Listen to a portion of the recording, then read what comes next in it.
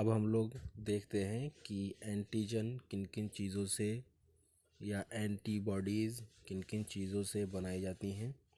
जैसे जब हमें किसी जानवर के अंदर एंटीजन इंसर्ट करना होता है तो उसके लिए हम लोग कई तरह की चीज़ें ले सकते हैं बॉडी की, जैसे एरिथ्रोसाइट्स हो गए, बॉडी फ्लूइड्स हो गए, ऑर्गन्स या टिश्यूज़ हो गए।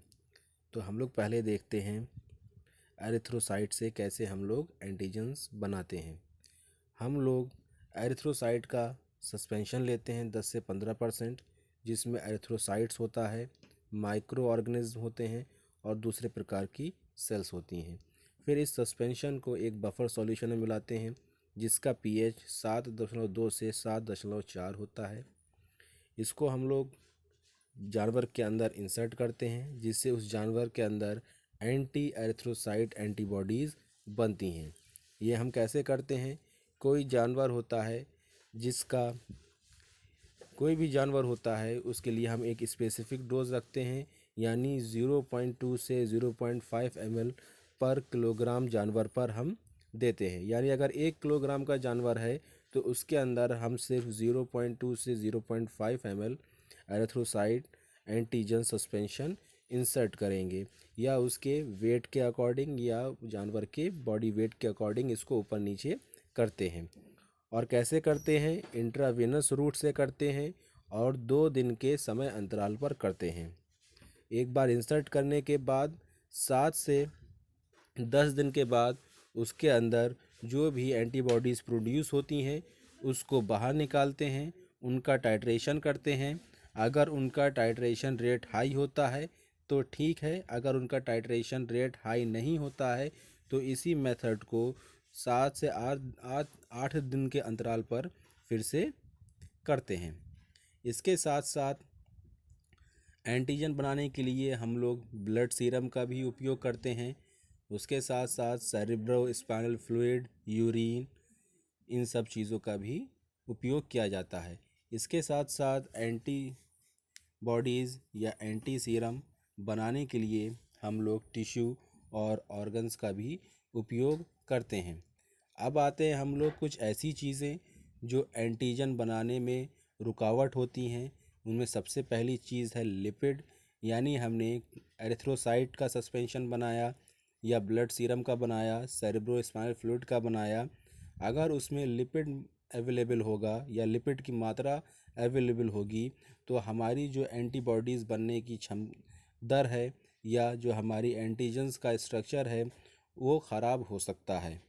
इसलिए हम लोग जब कोई भी सस्पेंशन बनाते हैं, चाहे एरिथ्रोसाइट्स का हो, ब्लड सीरम का हो, सेरेब्रो स्पाइनल फ्लूइड का हो, यूरिन का हो, तो उसके लिए हम लोग उसमें सबसे पहले लिपिड की मात्रा को ख़त्म कर देते हैं, यानी उसको किसी न किसी तरह से, चाहे वो मैकेनिकल मेथड हो या फ्रीजिंग हो, या उसको एक्सट्रैक्ट करके बाहर निकाल दिया जाता है। अगली चीज़ आती है बॉडी के अंदर एक होता है ऑटो इम्यून सिस्टम। कभी कभी ऐसा होता है जब हम किसी ऑर्गन या टिश्यू के अगेंस्ट कोई एंटीजन देते हैं या एंटी सीरम देते हैं तो बॉडी के अंदर ऑटो इम्यून सिस्टम स्टार्ट हो जाता है। ऑटो इम्यून सिस्टम क्या करता है? जो बॉडी की हेल्दी सेल्स होती हैं उनको नष्ट करने लगता है। तो हमें ये चीज़ भी देखनी होती है कि ऐसे जानवर ना हो जिनके बॉडी के अंदर ऑटो इम्यून सिस्टम स्टार्ट हो जाए और हमारी एंटीबॉडीज़ ना बने और उसके साथ साथ जानवर के हेल्दी सेल्स भी डिस्ट्रॉय हो जाएं। अगली चीज़ आती है इम्यूनोलॉजिकल टॉलरेंस, यानी किसी जानवर के अंदर किसी स्पेसिफिक एंटीजन्स के ऊपर जो रेस्पॉन्ड करना है उसको वो टॉलरेट कर जाता है। यानी कोई एंटीजन हमने दिया उसके अंदर तो उसके अंदर किसी तरह की रिएक्शन होनी थी, लेकिन उसकी बॉडी इतनी स्ट्रांग है कि वो उस एंटीजन को टॉलरेट कर गई और किसी भी तरह का रिएक्शन उसने नहीं दिया। इसके साथ साथ एंटीजन की लो और हाई डोज भी टॉलरेंस के इफ़ेक्ट पर प्रभाव डालती है। यानी कुछ जानवर होते हैं जिनको सिर्फ लो डोज दोगे तो उनकी बॉडी टॉलरेट करेगी, और कुछ जानवर ऐसे होते हैं जिनको हाई डोज देने पर भी उनकी बॉडी टॉलरेट कर जाती है। अगली चीज़ आती है एंटीजन कैसे कैसे होते हैं, दो तरह के हैं, एक प्योर एंटीजन होता है, एक मिक्स एंटीजन होता है, एक सॉल्युबल एंटीजन होता है। जो प्योर एंटीजन होता है वो हाईली स्पेसिफिक एंटी सीरम से बनता है। जो प्योर एंटीजन होता है वो हाईली स्पेसिफिक एंटी सीरम या सिंगल एंटीजन होता है। इसको बनाने में टाइम लगता है, इसका स्ट्रक्चर भी कॉम्प्लेक्स होता है और ये एक्सपेंसिव होता है। तो इसलिए हम लोग कई तरह के एंटीजन, नॉर्मल एंटीजन्स मिला कर के पॉलीस्पेसिफिक एंटी सीरम बनाते हैं। पॉलीस्पेसिफिक एंटी सीरम बनने के बाद उसको हम एक्सट्रैक्ट कर करके मोनोस्पेसिफिक एंटी सीरम में कन्वर्ट कर देते हैं। यानी पहले हम पॉली स्पेसिफिक एंटी सीरम बनाएंगे, फिर उसको एक्सट्रैक्ट कर करके मोनोस्पेसिफिक एंटी सीरम बना देंगे। इसके बाद आता है सॉल्युबल एंटीजन्स। तो जो सॉल्युबल एंटीजन्स होते हैं वो दूसरे एंटीजन्स की अपेक्षा में कमज़ोर होते हैं।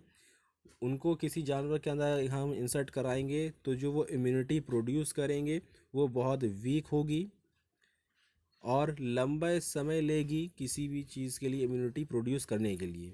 यानी अगर हमने किसी के अंदर सॉल्युबल एंटीजन डाल दिया तो एक तो वो वीक इम्यूनिटी प्रोड्यूस करेगी और लंबा समय लेगी इम्यूनिटी प्रोड्यूस करने के लिए।